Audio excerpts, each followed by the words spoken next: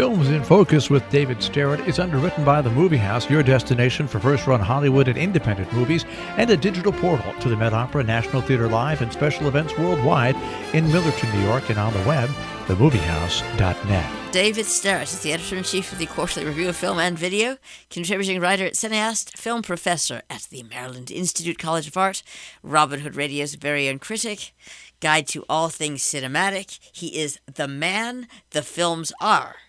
Supernova, Stray, and The United States versus Billie Holiday. Hi, David.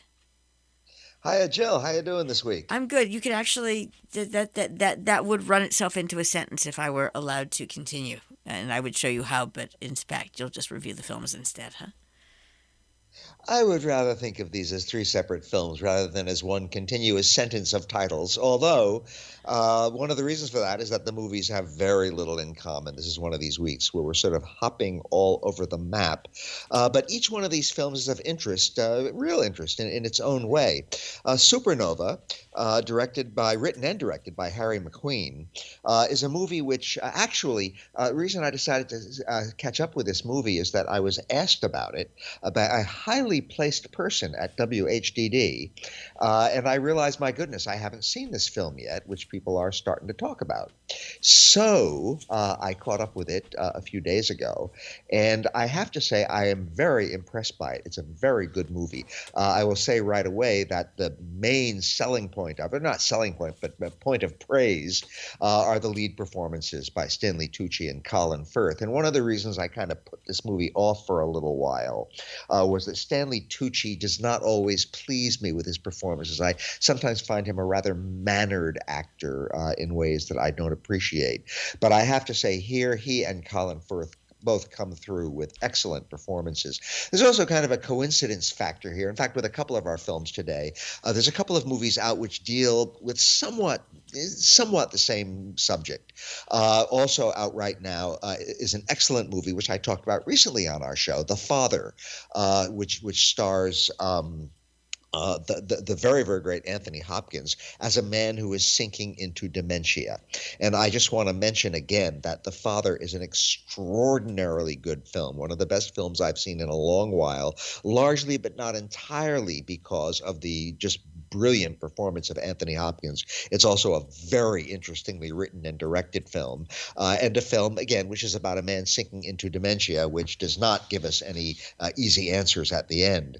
Supernova does not give us any easy answers at the end either, but it's a very humane and very compassionate movie, and again, just beautifully done. So Colin Firth and Stanley Tucci play a couple who have been together for many, many years.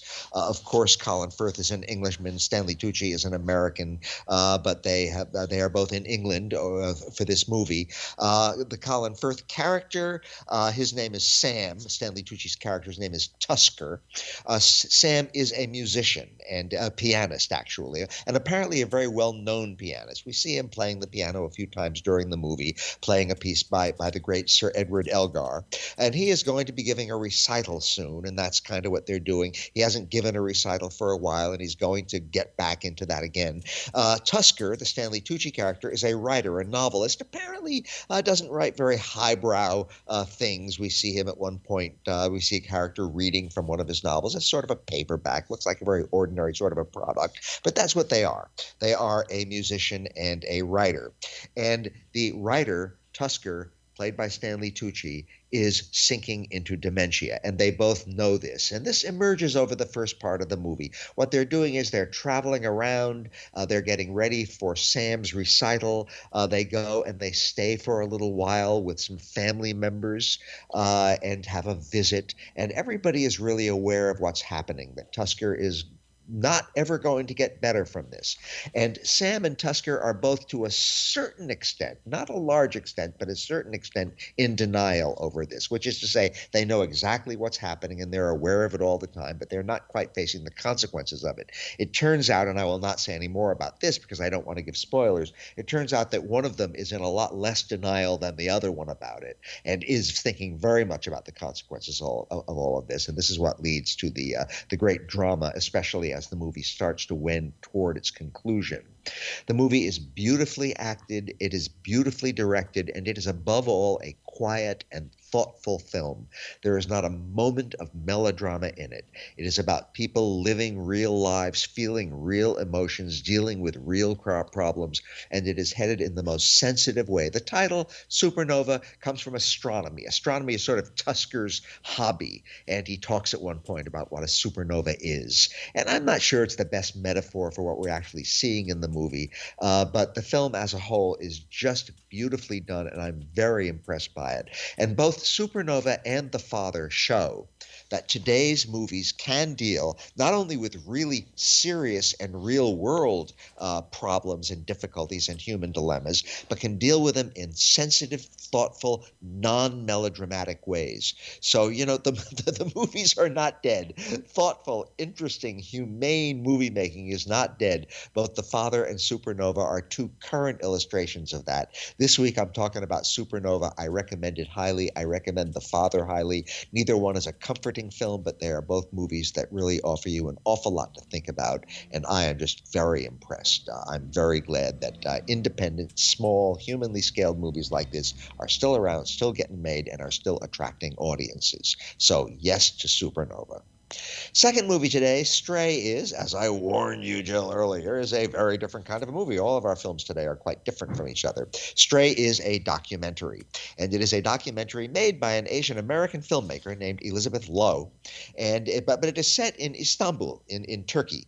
And as the title might suggest, it is a movie about dogs, or mainly about dogs, not entirely, but primarily. And the main character, if we want to call him that, is a dog named Zeytin, and he is a stray dog who lives, in fact, on the streets and sidewalks and alleyways of Istanbul.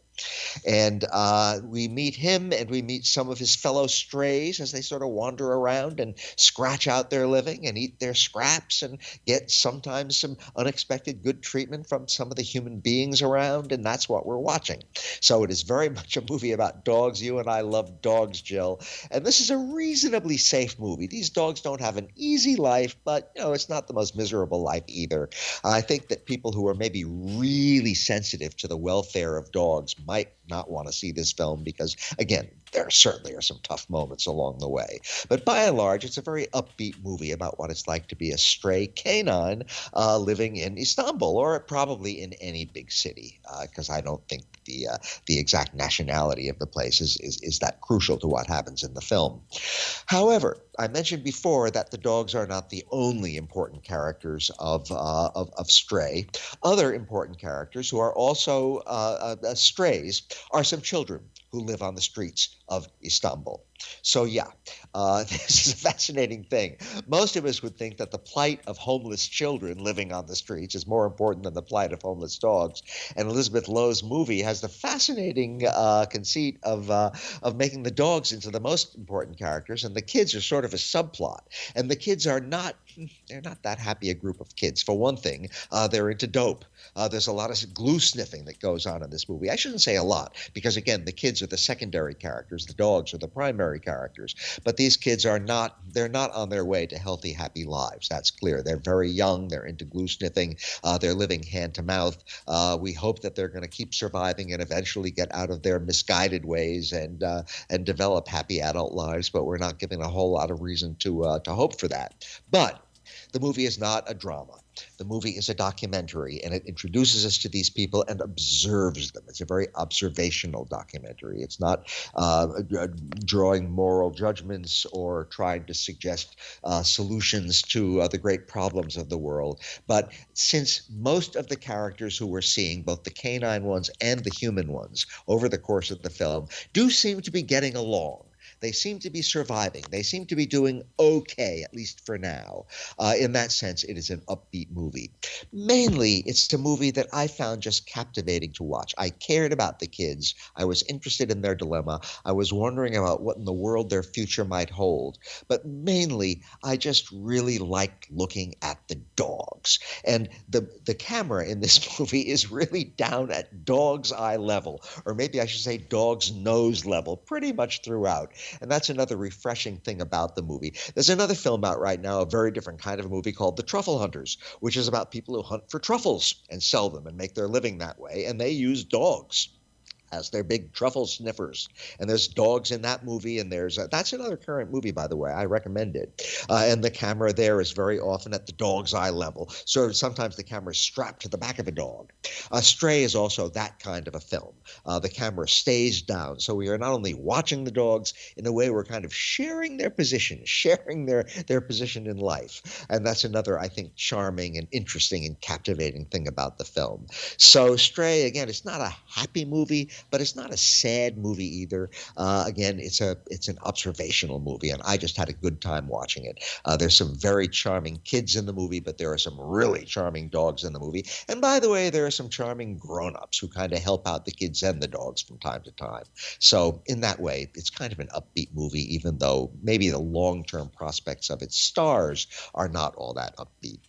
Our final movie today, Jill, again, very different from the other two, The United States versus Billie Holiday. This is a biopic, which is to say it is a dramatized, fictionalized movie based, however, on the real life and experiences of its main character, Billie Holiday. The movie was directed by Lee Daniels, a talented filmmaker, and Billie Holiday is played by Andra Day, who is just an amazing actress and does a spectacular job with this character.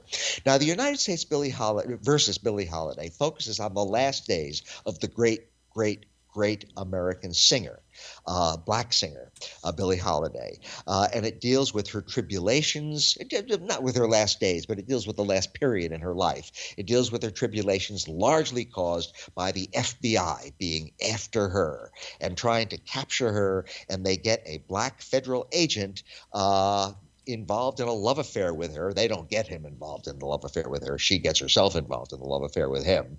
But it's basically a sting operation, and the whole idea is to bring down Billie Holiday by planting drugs on her, catching her with drugs, one way or another, using her involvement with drugs. And she definitely was a drug addict, using that to bring down her career, to bring down her life. Why does the FBI want to bring down Billie Holiday's career, bring down her life? According to the movie, it's primarily because of one song that she sings, Strange Fruit, which is a song about lynching, a song against lynching. It was actually written by Abel Meeropol back in the 1930s. Billie Holiday recorded it at the very end of the 1930s, and it became her signature song.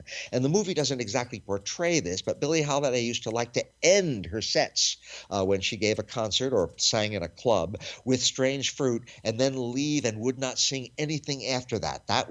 It was a song that she took with enormous seriousness, as one can well expect, because it's a song about one of the most serious subjects that can be imagined.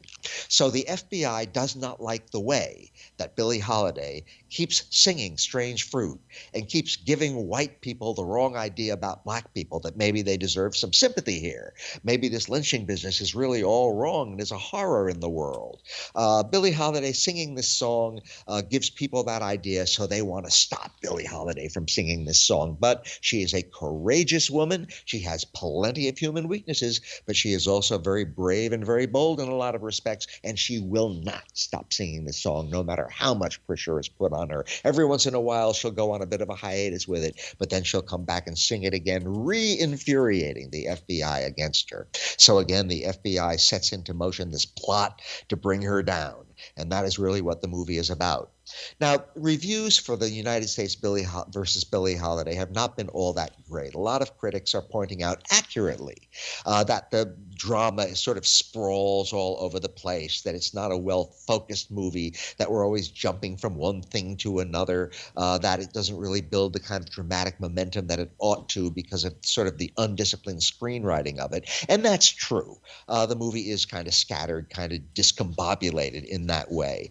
But Andra Day gives an extraordinary performance, and the subject of the movie is just so dramatic, and it's such a reminder of how racism is bad enough nowadays, but it was really, really bad a few decades ago. And this is just a real reminder of that, and we have to keep remembering that history. So that's a reason why the United States versus Billie Holiday is important. This is another film where there's two movies out right now dealing with somewhat the same subject. There's a straightforward documentary out right now called Billie, which I think is also quite good. In fact, it's better than the United States versus Billie Holiday. But the United States versus Billie Holiday is a powerfully dramatized film, and the last thing I want to say about it is that Andra Day does an extraordinarily accurate imitation of Billie Holiday's singing. Listening to her sing these songs on the soundtrack, it sounds like the real Billie Holiday herself. So it's an extraordinary performance in its acting, and it's an extraordinary performance in its singing. I salute Andra Day, and with qualifications, I salute the United States versus Billie Holiday. It's a very powerful drama about very important episodes in American history and the sad chronology of American racism. So that is my very serious and somewhat jumping around story this week, Jill. For which we thank you. David Sterritt, Films in Focus, the films Supernova, Stray, and the United States versus Billie Holiday.